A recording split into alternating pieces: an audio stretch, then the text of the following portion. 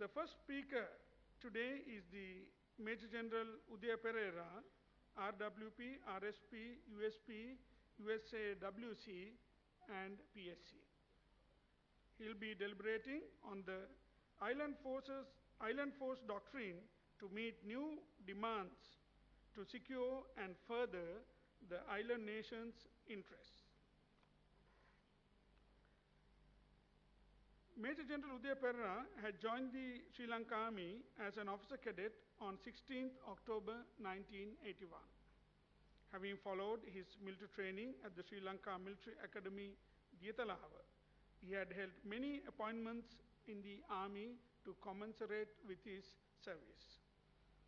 His role as the Director Operations of the Sri Lanka Army from August 2006 to April 2009, that was a vital period in the country's history during the humanitarian operations, and the Commander Security Force Kilnochchi were significant appointments that he had held. Major General Udaya Pereira had followed the Army Command and Staff Course Sri Lanka and obtained Commandant's honors for obtaining high aggregate in all disciplines followed. He had also followed the Defence Services Staff Course, Wellington, India, where he obtained a master's degree in Defence and Strategic Studies with a first class from the University of Madras. Also, he has obtained a postgraduate diploma in management from the Lal Bahadur University, Indo, in India. Major General Udaya Pereira has attended the Counter-Terrorism Fellowship Program at the National Defense University, Washington, D.C. in the year 2005 and had obtained a postgraduate diploma on counterterrorism. During this time, I witnessed his performance at NISA, and everyone was extremely happy with his performance in this course. Major Udaya Pereira was appointed as the Deputy High Commissioner for Sri Lanka to Malaysia on 18th April 2009 in recognition of his dedicated service to the nation. This was the first time a serving Major General being appointed as the DCM. The Major General Udaya Pereira had obtained a Master's in Strategic Studies with distinction in 2011.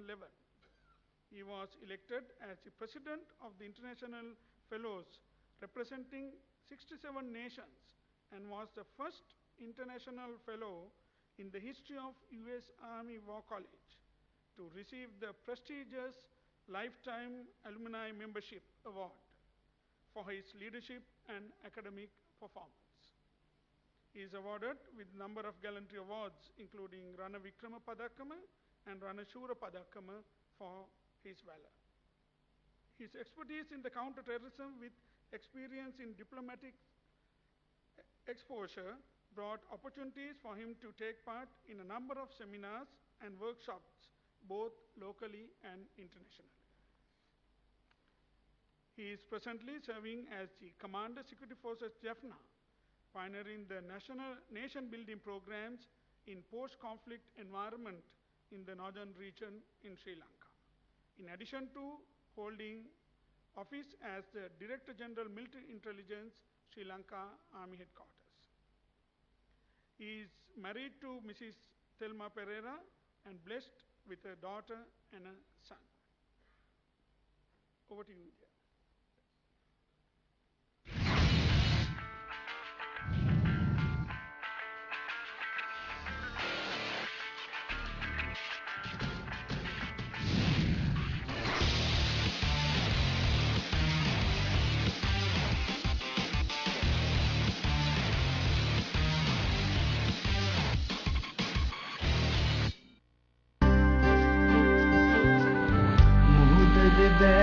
කරන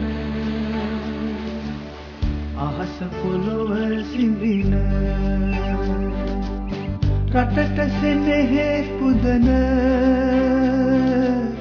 ලෙයින් වසින් සැදුන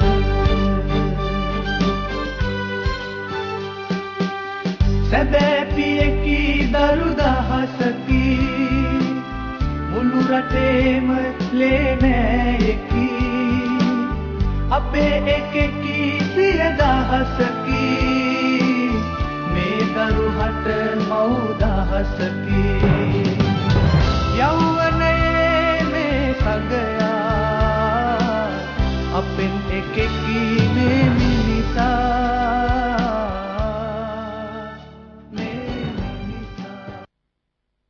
Thank you, Chair, for that introduction.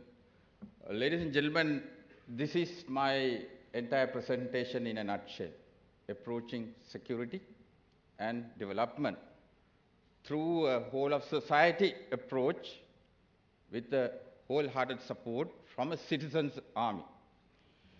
Chairman, distinguished delegates from abroad and home, Aibowan, good morning. First, let me thank the Commander of the Army for giving me an opportunity to present a very pertinent subject to a multinational forum. Thank you, sir. After a heavy dose of economics yesterday, let me start the day with a mini dose of doctrine. Chairman, sir, as you know, Sri Lankan pluralistic society is blessed with total peace and harmony, thus steadily and progressively moving towards much awaited prosperity after the defeat of the most ruthless and once perceived as undefeatable terrorist outfit, that is LTT, in the year 2009. National will that was harnessed to combat terrorism during the previous decade is now objectively converted to defend the hard-earned peace and to absorb the excessive weight of the anti-national activities engineered by an array of extremist elements and other visible and invisible powers, home and abroad.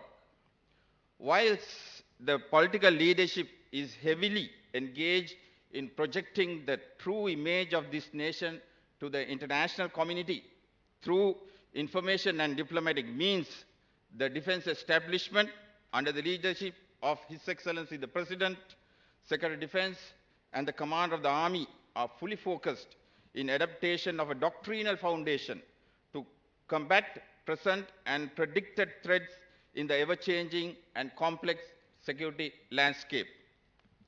Further, the national policy statement, Mahinda Chintanaya, that communicates the future vision of this nation, necessitates the mobilization of all national resources, including the armed forces, to achieve national objectives.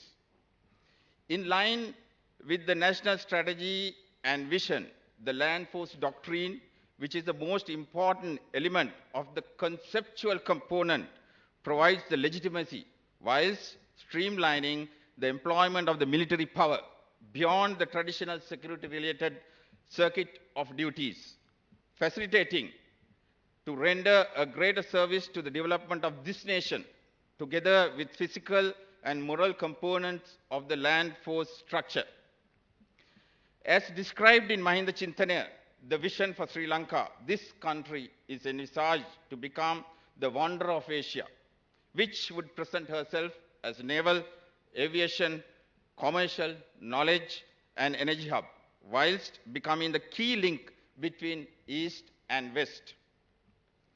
By transforming into a strategically important economic center of the world and being able to use our strategic geographical location effectively, it will serve as the pearl of Asian Silk Route. In this process, Sri Lankan military as a citizens' army could be in the forefront, as it proven to be a highly professional and flexible outfit with great potential as the protectors of this nation. Ladies and gentlemen, to assert those aspirations, the land forces should determine to assist the government in multifaceted ways and should be fully prepared to employ its time and energy in all capacities. Therefore, the doctrine must facilitate to maintain a highly motivated force with required attributes and capabilities to engage in nation-building process while providing a secure environment as expected by any land force world over. Dear friends, Sri Lanka, being a country which has over 2,500 years of documented history, has a society blessed with embedded social cultural values and ethics that provide a very strong social fabric for her citizenry. Ladies and gentlemen, a large proportion of these values are inherited to this culturally rich nation as a part of her long civilization, whilst the balance, which is a small segment, was adopted as a result of a 400 years long colonial experience. Strength of our historical social foundation is such that even after such a long, continuous Western colonization period under three influential colonial powers, we continue to remain as true Sri Lankans, with its own indigenous language and the script. Though Sri Lanka is a true plural society, it is understood that together with many other contributory factors, certain misperceptions and misunderstandings grew, mainly due to divide et impera policy of colonial rulers, and later due to a deliberate misinformation campaign by extremist separatist elements. Although those who stepped out of the mainstream embraced terrorism, majority of the population living within the Sri Lanka were with the legitimately elected government at all times, which led to isolation and defeat of the same. Chairman, as you are well aware, the fundamental social unit of the country, the village, is constituted on three significant elements, namely the place of worship, seat of learning, and the reservoir. These fundamentals stand the pivot of the physical, spiritual, and conceptual development of inhabitants. In a nutshell, spirituality, knowledge, and prosperity through self-sufficiency represent the core of Sri Lankan traditional social values. Therefore, land force doctrine intimately embraces 15 social values, including the three fundamental values as the foundation for the conceptual and moral components to provide the required impetus for the physical component of the fighting power. Chairman, while the doctrine facilitates developing an operational capable force to undertake offensive and defensive missions, it also transforms the army into a values and ethics-based institution that command the respect of the people, which is a fundamental necessity in the post-conflict stability operation phase. Ladies and gentlemen, diagram on the screen, which is very complicated, depicts the envisaged strategic environment designed for development of operational strategies and doctrines. Elements in the local, regional, and global scene divides into three significant divisions horizontally, whilst vertically, elements with national consensus in the local environment and moderates in the regional and global scene in the extreme left, vulnerable and neutral in the center, and the extremist elements that is a challenge and a threat to national security are placed on the extreme right. Therefore, elements that may influence the course of the nation are organized into 9 different combinations.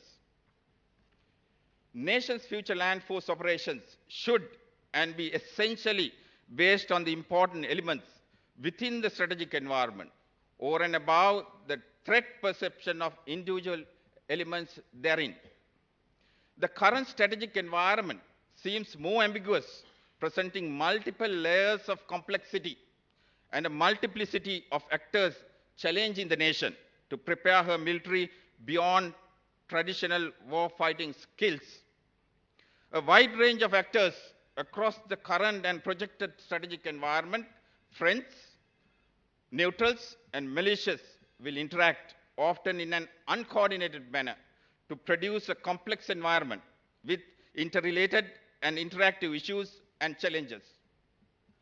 Each element in the environment has variety of influence over national security or protecting the interest of the nation to prosper as a developing state. Intensity of such influences and degree of involvement of elements of national power is reflected by the shared views or perception of elements towards Sri Lanka and her micro and macro affairs.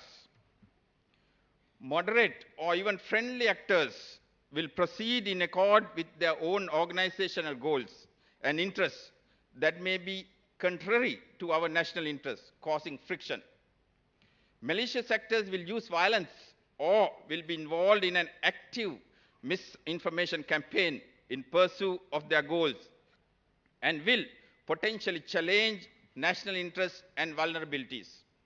Hardliners who are at the extreme right of the construct will use this complexity to their advantage and often employ hybrid asymmetric strategies to obstruct national development and national interest.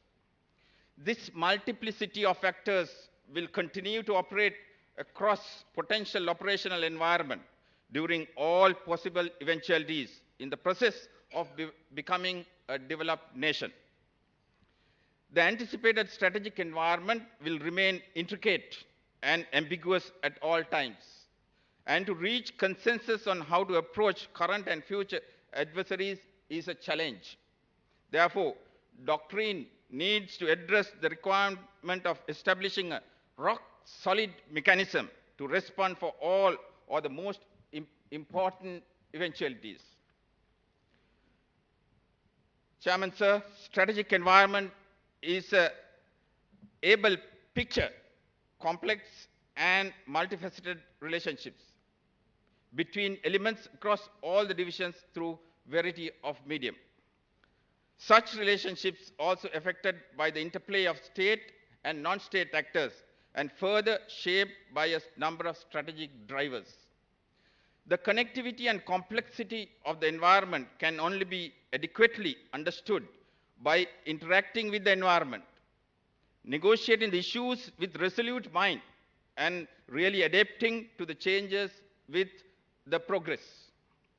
Therefore, doctrine should focus on molding members of the military to considerate on the complexity of operating environment by understanding the relationship between environment elements and influencers and the trends and modulate their interactions by a process of continuous enrichment of knowledge through learning organization concept, which is described in Peter Senge's fifth discipline. State actors in the global scene who act contrary to our national interests could be further divided as slackers, enablers, and aggressors, as described by James J. Carafano in his book, How to Win the Long War. Ladies and gentlemen, Sri Lanka has been actively and passively dealing with such actors since the outbreak of the conflict way back in 1980s. Diplomatic and informational instruments should be supported by the land force doctrine to overpower the adversaries and to influence and shape the global perception to our advantage. Though land force doctrine does not cater for force projection overseas, it should cater to strengthen and reorganize the information operations to reach the full spectrum of information domain to fight the perception war. Concurrently, the whole of society approach will harness the will of the whole nation, not only to reject the enforcement of counterproductive mechanism by political means to achieve the lost objective of a separate state, but also to absorb the impact of extremist international opinions as a coherent, unified, patriotic, and a single country. Under the circumstances, military being one of the most credible, dependable, and efficient instrument of a nation state will inevitably bear a greater responsibility in post-conflict nation building through intercommunal harmony in a plural society that is penalized by some Western nations. Sri Lanka will not and cannot be an exception to this norm. Sri Lankan post-conflict land force doctrine, therefore, should not only accommodate this national need, but enthusiastically facilitate the nation-building efforts directly. Distinguished delegates, Chairman, harnessing the will of the nation alone will not help us to sustain in the hostile winds. We need to develop an alliance of nations who share common interests and common thoughts on a mutually supporting platforms for the coexistence in the international arena. Military cooperation, joint military training, joint exercises, and knowledge and thought-sharing platforms similar to this seminar will be helpful to develop military-to-military relationships and understanding between us and our friends overseas. Allow me to quote Lord Palmerston. I quote, "Nations have no permanent friends or foes. They only have permanent interests," unquote. Distinguished delegates, every sovereign nation, big or small, powerful or weak, rich or poor, has the willful right to pursue and further its national interests. Sri Lanka is no exception to this universal norm. National interest of Sri Lanka remains to rise as a potential nation, harnessing her geographical supremacy inherited by being situated in a strategic location in the Indian Ocean region. She will be no more the tiny island nation with 65,500 square kilometers area. When taking the continental margin into consideration, the expansion is 21-fold. It will be a nation with 1.3 million square kilometers area. It is the size of the 20th largest country of the world vis-a-vis the 122nd. This geographical advantage demands naval and air forces to be more and more effective in sea and air domains, while the land force should be able to operate in a true joint environment to enhance their capability. Vision to the nation is on a path to be naval, air, knowledge, energy, and commercial hubs. Also demands an array of capabilities of the security establishment as a whole and of the land forces in particular, which may not be classic conventional military capabilities in the eyes of many. This approach, unfortunately viewed by hawkish as militarization, which is totally a wrong judgment and a misconception. Chairman, sir, Sri Lanka's interests also underpinned by the lasting peace with intercommunal harmony and economic prosperity, whilst maintaining territorial integrity and sovereignty of the nation. In persuasion of Sri Lanka's national interest and well-being, it compels the state to harness all its potentials, tangible or intangible, to solidify its mechanism. Military is essentially a part of this inclusive whole of society approach. Developing trends injurious to national interests can be established by studying past data to extrapolate such trends in linear manner due to their natural conclusions. Although some long-term strategic trends are stable and can be predicted with a high degree of confidence, many trends defy the expected linearity. Thus, unexpected events can and do occur, resulting in strategic shock. Out of all other components, military has a great role to play in absorbing such shocks and maintaining the stability to ensure uninterrupted development.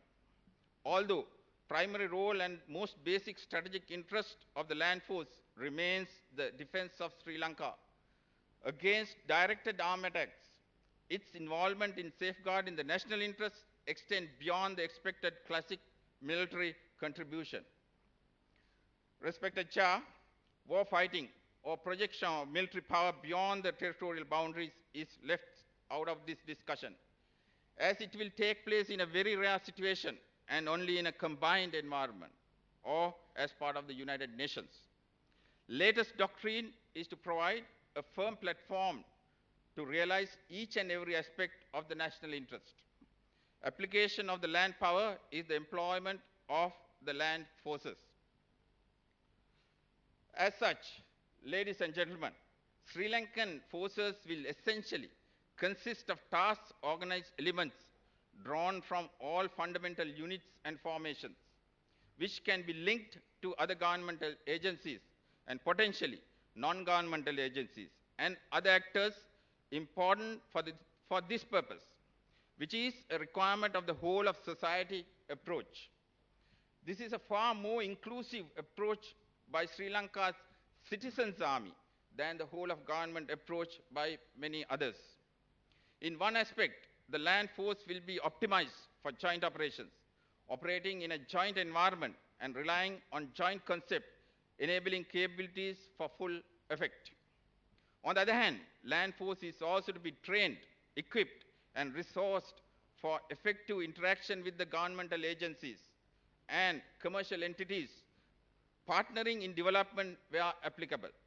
Task-oriented elements that are conventionally and traditionally regarded as non-military will also be equally placed in the overall land force, enabling them to operate effectively as part of the overall force structure. It aims at a force unrelenting in its continuous application in multifaceted activities, pervasive in its presence with abilities, and proportionate in its response to the national call for security, safety, disaster relief, development, and other assistance. Doctrine of the land force basically caters to safeguard and further the island nation's interest in a volatile, uncertain, complex, and ambiguous global environment. This environment throws many demands and challenges to a country that is being steered for prosperity in a post-conflict environment, which is more complex and ambiguous in scale and proportion than the global environment. In order to achieve the nation's demand for prosperity through harmony and peace, land force should be determined to deter and defeat armed attacks, to include protection of the Sri Lankan people, infrastructure, and resources from domestic or external threats with wide range of active and passive measures through a mechanism to detect, prevent, deter, defeat, mitigate, and investigate the effect of such threats. This is in order to sustain peace and facilitate nation building. The land force will maintain time-tested formalities and procedures that facilitate investigative case studies at all times in order to identify root causes and to revisit the doctrine. Dear friends, in the past, wars were fought in different domains, and the victory was established on the land. But in the future, wars will be fought in multiple domains, and the victory will be determined in the information domain. Therefore, information should be essentially a branch of any doctrine or a strategy. Supplementary disciplines are to shape the same force effective in nation-building effort by being a strong working force capable of undertaking a task in complete form within the internal resources and know-how. Eventually, the land force has the capabilities to undertake a wide range of combat and non-combat roles both in Sri Lanka and overseas as required. Chairman, in conclusion, Sri Lankan land forces to that matter, the tri-services are completely volunteer forces comprised of individuals who join the desired services willingly to serve the nation. We are not a conscripted army, but a citizens' army. Therefore, we cannot divorce from the people and their will. In essence, current and future land force doctrine must support the national requirement and should always maintain the physical, conceptual, and moral structure intact to assist the island nation in securing and furthering its interests. Thank you, ladies and gentlemen.